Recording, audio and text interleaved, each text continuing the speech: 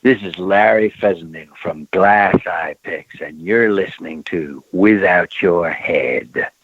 Welcome to the station of decapitation without your head. I'm Nasty Neal, and I'm joined by Joe Bob Briggs. It's really an honor to have you here. It's pretty awesome. Oh, thanks. I'm happy to be here. Very good, very good. So you got the Dinners of Death Marathon coming up November 22nd for Thanksgiving. And you just went with 4 movies this time. Is that was it a mistake to do so many last time for you? No, we just, this is what Shudder wanted. They call it a mini marathon. Last time it was Friday the 13th, and we did 13 movies on Friday the 13th. Mm-hmm.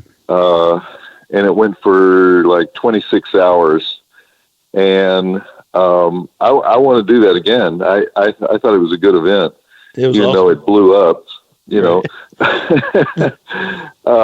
but I would even do more. I would do like I would even do like a whole weekend. Go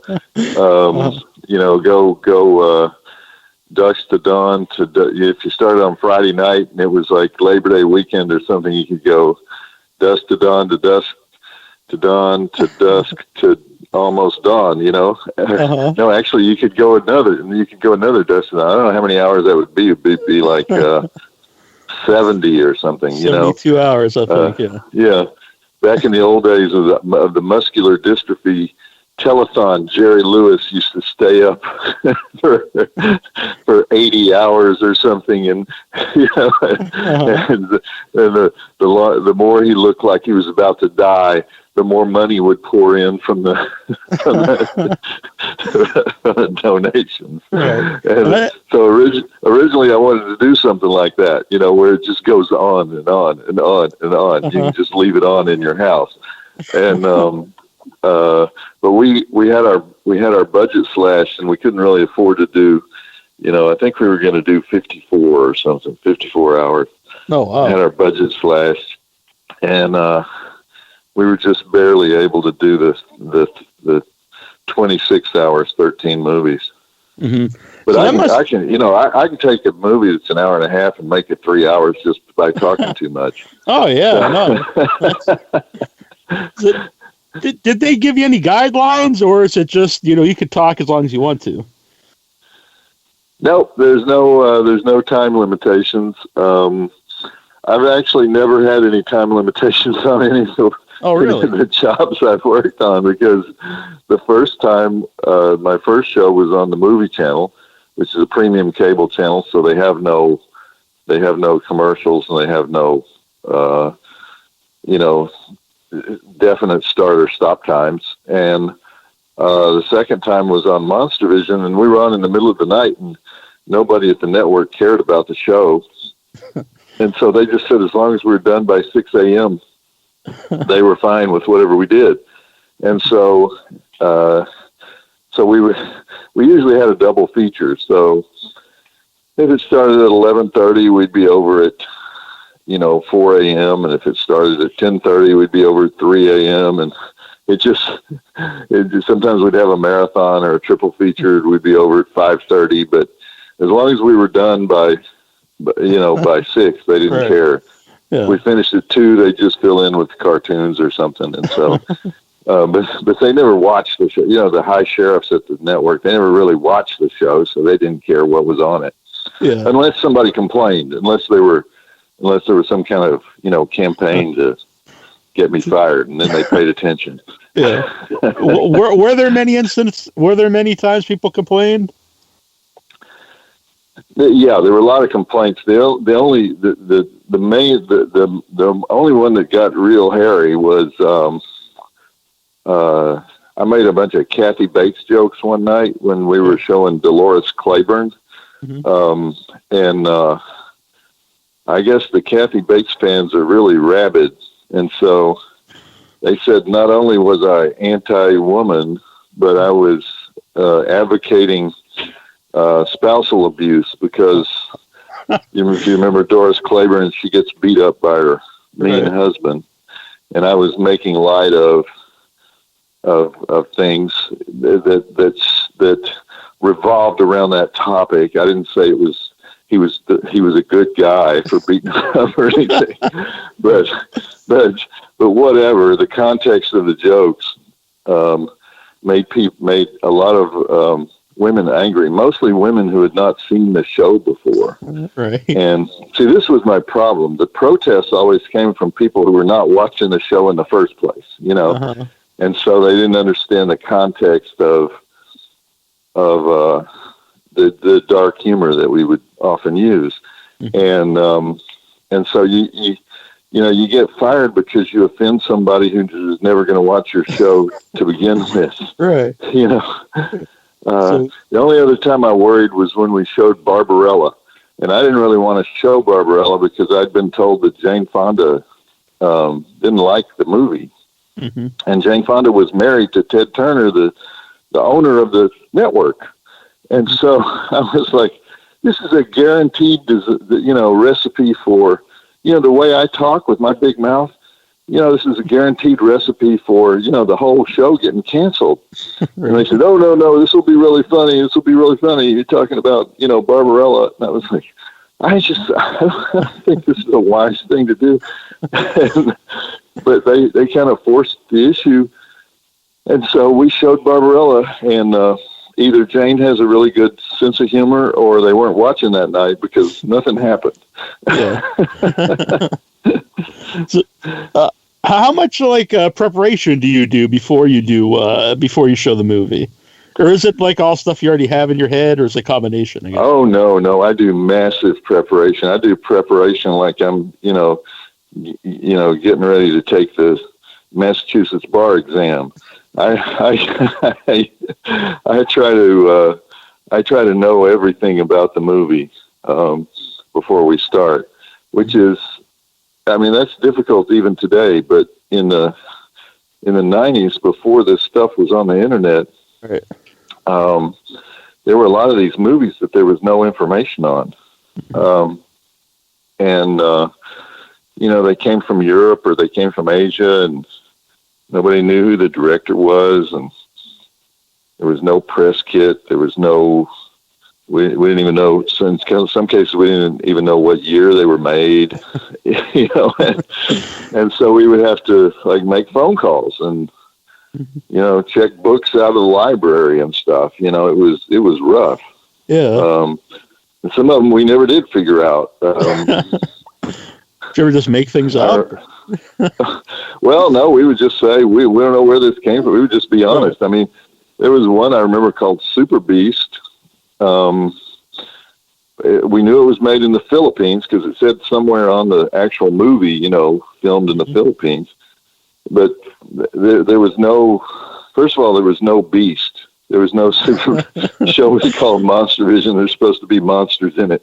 So they get this movie called Super Beast, and there's no beast. But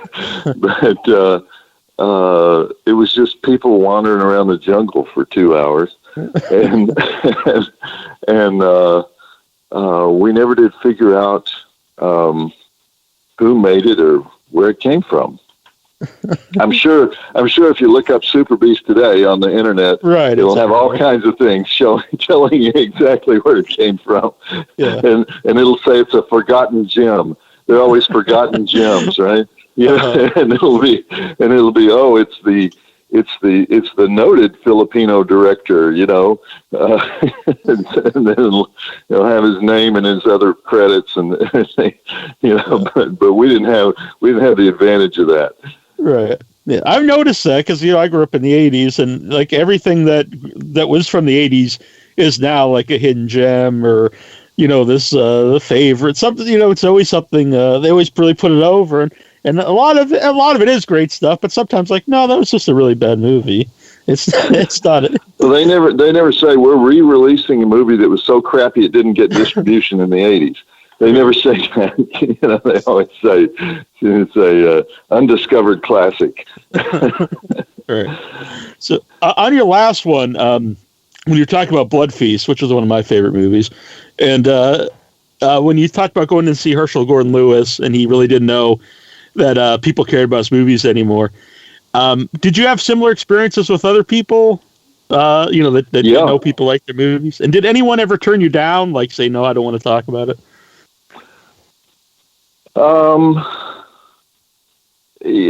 Doris Wishman was a little bit like that. Doris Wishman would only meet me. Well, first of all, you had to agree not to photograph her. Uh-huh. She was very concerned about her looks when she was older, and so you had to agree not to photograph her. And then she didn't want you to. She always wanted to meet you in a neutral location, so you would meet her in a park or something like you were spies. I think it was a mob or something. And do the interview on a park bench. And she said, now why are we talking about these films? And I said, well, some of them have become cult films, like Nude on the Moon. And she says, but those were such ugly people. I said, well, people like the film. And she says, I don't see why anyone would like any of those films. And then her main reason for talking to me was she thought that maybe the last film she did, which was unreleased, might get released if she talked to me. And so her main motive was to see if somebody might put out that film and she would get some money for it. Uh-huh. And I think it was like she owed money on it. It was attached by the lab or something. I can't remember. I don't think it ever got released. Yeah. But that was in the 80s. By the end of her life, she'd actually made one more movie. I don't remember who. Somebody made a sequel. I'll get it wrong if I say what it is, but somebody made a sequel to one of her movies, and she actually directed it, and it was done the same way that she'd done her movies in the 60s. Yeah. But in general, most of these guys, most of these ultra low budget exploitation guys from the 50s, 60s, even back into the 40s, they thought of their movies as disposable. They didn't even bother to save the prints. And of course, that was the days before VHS. So they're thinking, well, look, they're never going to show this on TV because and so what's the value of it? I'm just paying for storage. So they didn't, none of them even had the rights to their own films. Many of those films were just saved because a sub-distributor, whoever had the distribution rights for, say, North Carolina, would go out of business and all his prints would be put up for auction. And so those auctions are where most of these exploitation prints were saved. Well, what was that experience like for you to get help get something that's was considered lost, for people could see again? Well, it's great. I can't really take credit. I mean, that particular series of videos I did was called The Sleaziest Movies in the History of the World. And it was a company called Strand Video. And they were just looking for stuff to release. And they found a bunch of movies that had been gathered through those print auctions and through, painstakingly going out and finding the prints by a guy named Jimmy Maslon, who was the owner of Hollywood Book and Poster, famous memorabilia shop on Hollywood Boulevard in L.A. And Jimmy is the guy that did it. I mean, he's responsible for that. And then a lot of these films have also been saved by the intervention of Frank Henenlotter, the director of Basket Case. He's a film historian, and he's put out a lot of these films on Something Weird Video. So those are the real superstars preservation, of film preservation at this level, because the Library of Congress has a film preservation thing, but they don't ever save these films. They only save the so-called classic films. Yeah, I was happy you had Basket Case on the last one. It's one of my favorites, and I actually learned the ancient art of stone carving with Kevin Van Hentenryck up in the mountains. You did? Yeah. That's great. I just saw Kevin. He's Kevin Van Hentenryck, the star of Basket Case, worked for 14 years on a sculpture that's at the top of Hunter Mountain. Yeah, I've seen of Rip Van Winkle. It's amazing. He's there are very few sculptors that are that good with a pneumatic drill. And Kevin is one of them. Yeah, I have a Frankenstein monster up on the mountain that's on a boulder that I was carving. It's not quite finished. That you did yourself? Yeah, with my teacher Kevin, who's great, and I also have a little Belial that I put on a smaller stone that's sitting actually in my flower bed at my house that I brought home.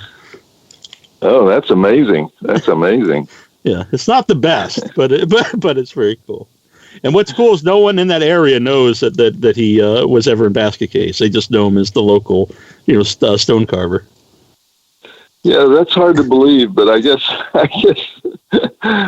Basket Case only goes so far in the popular culture. That's very true. Very true. I still find people who've never seen it. I mean, I did a film festival at Port Orchard, Washington. And they wanted me to show Basket Case, and they even wanted to stop the film and interrupt it and have me talk in the middle of the film, and so I did that. But I would say about half the audience was just sort of horrified and shocked to to see Basket Case, even though at this point it's almost a 40-year-old film. Yeah. You wouldn't think it had that power, and it's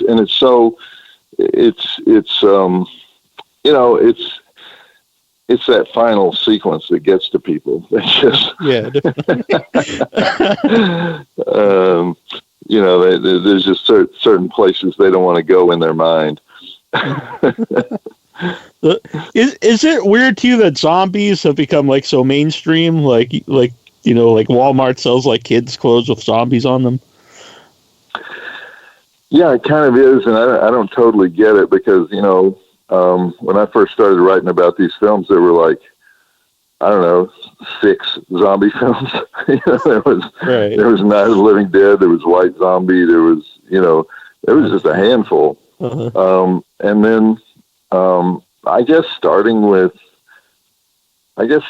Evil Dead, that was the first breakout. And even more than Evil Dead 2. Yeah.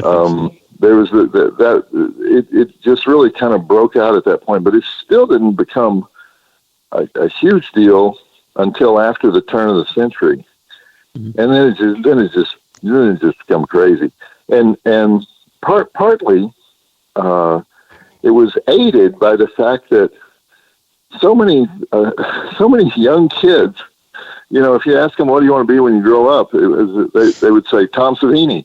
I want to be a special effects makeup artist, and the job description special effects makeup artist didn't even exist before about 1978 or something. Right. And so you got all these kids that want to do zombie makeup, and so they start writing stories, that will allow them to do their makeup, In fact, it's the only genre I know of that can start with the makeup. Right, you got nothing else, right? Yeah, you start with the makeup, then you write the script. Yeah, that's very true. Do you have a favorite zombie movie? Oh boy, favorite zombie movie. I mean, I would have to go with the original Night of the Living Dead, because I'm a story guy. I'm not a special effects guy. I'm a story guy, and so that's, it's the zombie story. It's not it's not who has the best zombies, and so that was the first zombie apocalypse plot, and I always think that, the first one is the most inventive one. Mm-hmm. Yeah. And it seems like ever since then, everyone just assumes zombies have to be shot in the head to die. It's all off the Romero zombie. Well, no, in Evil Dead, it has to be total dismemberment. It's got to be head, legs, arms, everything. Yeah, but you do have different rules, different zombie rules on different movies. But I also thought, at the same time, before we had the zombie film, we had the out of control DNA film where where people are being destroyed from inside their bodies, right. Mutants, outer space, alien viruses and stuff. And I always thought those were actually more interesting, because the types of special effects makeup that would be used would be different in every one, as to what the virus did to you. Those kind of petered out at a certain point, and zombies took over. Yeah. Do you have a favorite subgenre of horror movies? Favorite subgenre? For horror movies? Yeah. I really like Catholic horror, Okay. Religious horror. All right. It's very specific. Because it has so many dimensions. They go so many really weird, dark places that other movies don't go. So movies like The Sentinel, if you've ever seen The Sentinel. Yeah. I always like those movies that go into the horror of the Catholic Church. So I always wonder how you got your role in Casino. I auditioned for it. I was between my job at the movie channel and I had not started yet at TNT, and so I was going out on auditions, and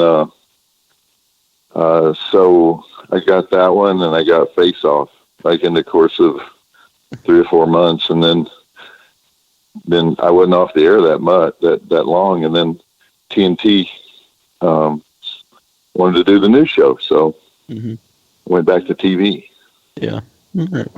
I got a lot of questions here from Facebook when announced you're going to come on. I'm going to ask a few of them here.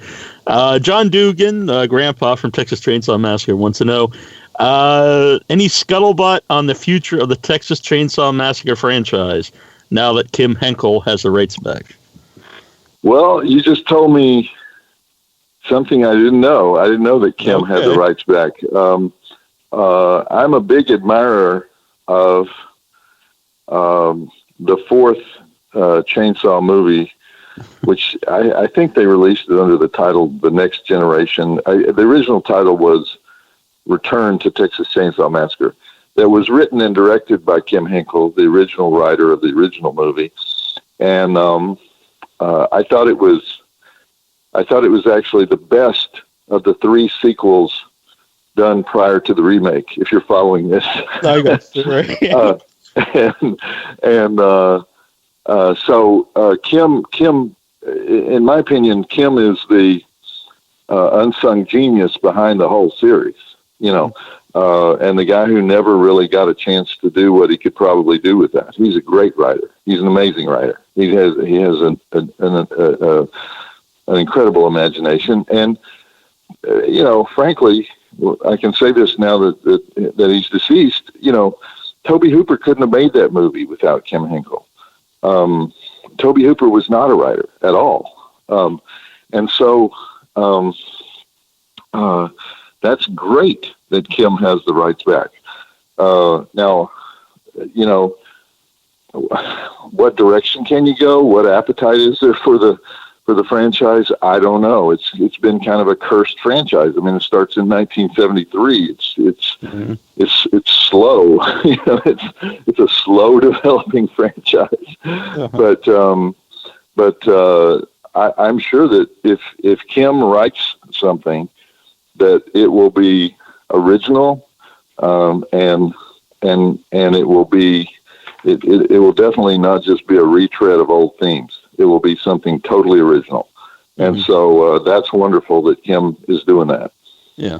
Do you still watch like current horror movies? I do, but lately I haven't been able to because Shudder keeps shoveling these forgotten 80s gems at me, and I get ensconced in this stuff. You know, we even have the conversations like, where did this movie come from? You know, it had a big theatrical release in 1987. I go, no, it did not. I was watching every movie in 1987. It did not have a theatrical release. It's like, yeah, I did. Yeah. Oh yeah. Big national release. I'm like, no, it may have been released in Boise, Idaho. It did not come to Dallas, Texas. I would have seen it.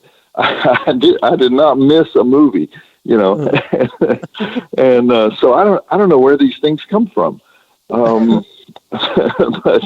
But no, I end up not seeing the current movies and then seeing them, you know, a year later in the Dollar House or, you know, streaming them, you know, some night. And so I'm not I got to get better at that because everyone's always asking me, hey, what do you think about this? Hey, what do you think about that? Hey, what do you think about this? And I'm like, sorry, I hadn't seen it yet. And they're so disappointed in you, Joe Bob.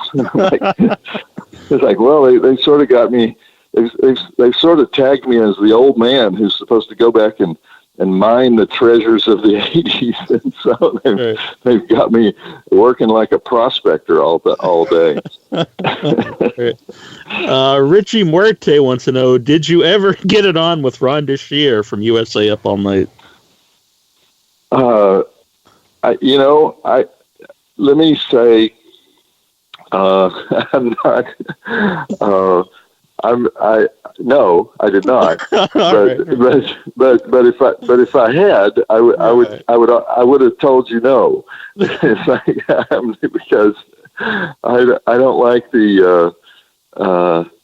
I don't like ladies being put in compromised positions for, you know, for things that they do. So I got it. So they're admirable of you, Joe Bob. Eric Shea wants to know, which was worse to do, Joe Bob's Summer School or Joe Bob's Hollywood Saturday Night? Oh, well, I loved Summer School. I loved to get up in front of a blackboard with a pointer and break stuff down, you know, and you know, when we did time travel movies, I would get up in front of the blackboard and talk about the second law of thermodynamics and how, you know, the actors should be exploding when they go into the into the past. But that Hollywood Saturday Night thing, or whatever they were doing in that last year, trying to force me to do these lame mainstream movies.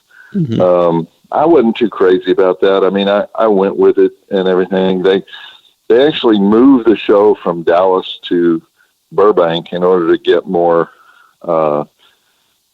celebrity guests on the show. Mm-hmm. And the ones they got were okay. I mean, I liked them. I mean, I had Clint Howard on. I had Anne Francis on, had Charles Napier on. They pretty much listened to me about who to have on. And so that made the show better. But a lot of times we were showing absolute crap. So I didn't like Hollywood Saturday Night much. Mm-hmm. So you also have the one-man show, How Rednecks Save Hollywood. If you can give a quick idea of what that is. That is 200 clips and stills that fly past you as I am giving the whole 500-year history of the redneck as told in cinema, and then giving the principles of the redneck film and how it's the most enduring genre ever invented. And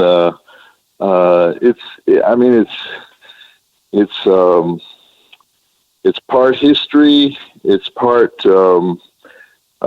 kick-ass movie clips, and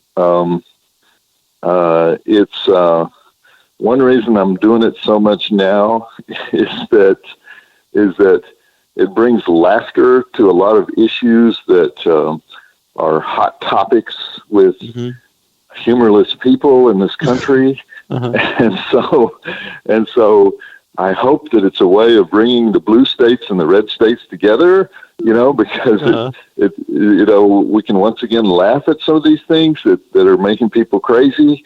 Like Confederate monuments. I have a whole thing in there on Confederate monuments. And so it's basically a 2-hour monologue that goes in all these different directions, but it all comes back to the redneck and what the redneck is and why we need rednecks. All right. Is there a difference between Is that too much explanation? No, I think that was perfect. As someone from way up north in the east, is there a difference between a redneck and a hillbilly? Oh yeah. All hillbillies are rednecks, but not all rednecks are hillbillies. Oh, okay. It's like a square rectangle kind of thing, right? Yeah. No, the redneck starts way before there were hillbillies. Okay. There's a movie in the 1920s, silent film, called The Hillbilly. And it's 2 words, hillbilly, back before it was 1 word. And that's because what it means is Billy means homie. Basically, it's a Scottish term. It means homie. So it means my homie from the hills. And these people, these redneck people, weren't in the hills until they came to America. Back in Scotland and Ireland and Northern England, they were flatlanders. They went up in those hills to hide. They went up in the Appalachian Mountains to hide. They were sick of being kicked around. So all that's in the show, hopefully in a humorous way, so that people can deal with the redneck portion of their heritage. Yeah, and I'll learn a thing or two, so that's very good. So, November 22nd, the Dinners of Death marathon. So assume they're all family dinner themed. They all have some kind of relation to Thanksgiving or to a classic dinner scene. And one of the movies is my favorite movie of all time, which I have never been able to host until now because it was always on the banned list. It was, when I did the previous 2 shows, it was banned from cable. You couldn't show it. So it's only recently become possible to actually host it. So it'll be the first time I've ever hosted it. So I'm gonna people are gonna hate me. I'm gonna talk about it so much they're gonna hate me. But